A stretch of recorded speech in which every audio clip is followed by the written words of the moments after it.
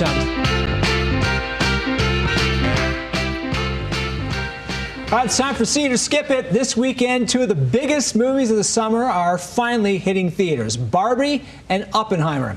And our film critic Patrick Beatty joins us in studio with his reviews. You know, Patrick, there's a lot of excitement about both of these movies coming out. Oh, Brian, this week I feel like I've just been partying nonstop after work because I'm going to these screenings, seeing all the fans, how much fun they're having, and honestly, I'm a little sad that we don't have our Barbie here to talk with us about the film. So we got to get a lot of good footage of people at the Megaplex talking about the movie and the Barbenheimer controversy. So rather than us Ken-splain the Barbie film at first, let's let our Utah Barbies tell us how they thought about the film.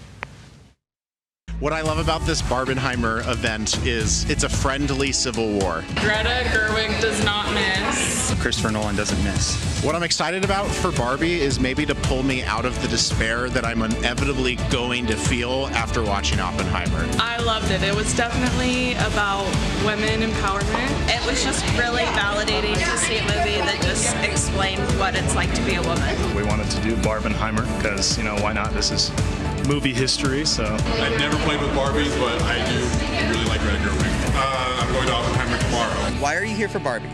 Because I have teenage daughters. That guy after the film came out dancing and singing. He loved this film, and so did I.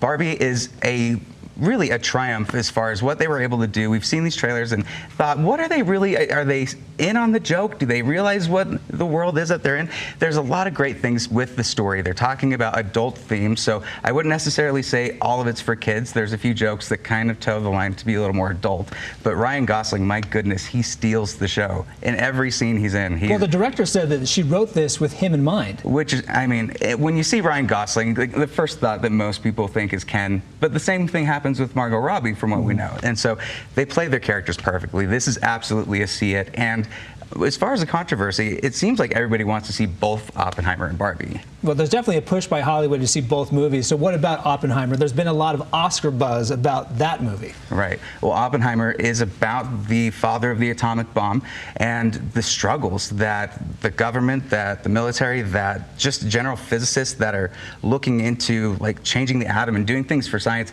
how you can weaponize that and what that actually means for them. It's a 3-hour film, so you're going to want to go to the bathroom. Buckle up, okay. Yes. It's nonlinear storytelling. Christopher Nolan always does that, so sometimes it works, sometimes it doesn't. I think it does slow down the ending of this film quite a bit.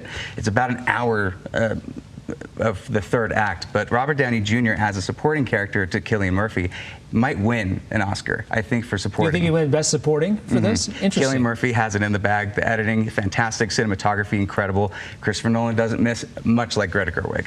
So I'm taking it that you're going to say we're going to see this one as well. Right, but what's the order? I would say Oppenheimer first, what they were saying, you know, get the depression out, and then go see Barbie and have fun. All right, so be able to cleanse the palate a little bit once you're done. Absolutely. Now, if you're not into either one of those movies, I understand you have something here for streaming fans who want to stay home. Well, right, we were talking about Jamie Foxx, and this is a film that Jamie Foxx and John Boyega is in. It's a sci-fi thriller about maybe somebody getting cloned and not knowing there's undercover facility under their town. What's going on? Who knows? I think this was an okay mystery, but they do a couple technical choices that really throw it off for me. Specifically, filming on digital and adding grain afterwards. They bump it up. It's almost impossible to watch. So this is one I'm going to guess you're going to skip this one. I would say skip it, and sad because I actually kind of like the story. Well, especially if you're like been watching Jamie Foxx and his health conditions so far, and this is the first thing that's come out since at least his health diagnosis was made public. I know this was obviously filmed before then, but this is something where you're watching with anticipation to see what's his career. Can you see any signs of his health? It's just good to see him back. You know, honestly, I don't want to speculate too much on what was going on with the family and his health condition, but it's cool to see him back. John Boyega doesn't do a lot of work, so when he's in something, you know it matters. So if it wasn't for me, it could be for all of you. And what are you doing next week? Oh, next week we're going to be talking about, oh, you know what? I forgot. Haunted Mansion. We're talking about Haunted Mansion with Disney. Right? You're all spooked out. Yep, it spooked me. I didn't know. All right, so you can catch all of Patrick's reviews right there. You see the place on the social media to find him. And, of course, we'll have it right here for you on midday and online at abc4.com. Thank you, Patrick. Thank you. Now, stay all ahead for us here on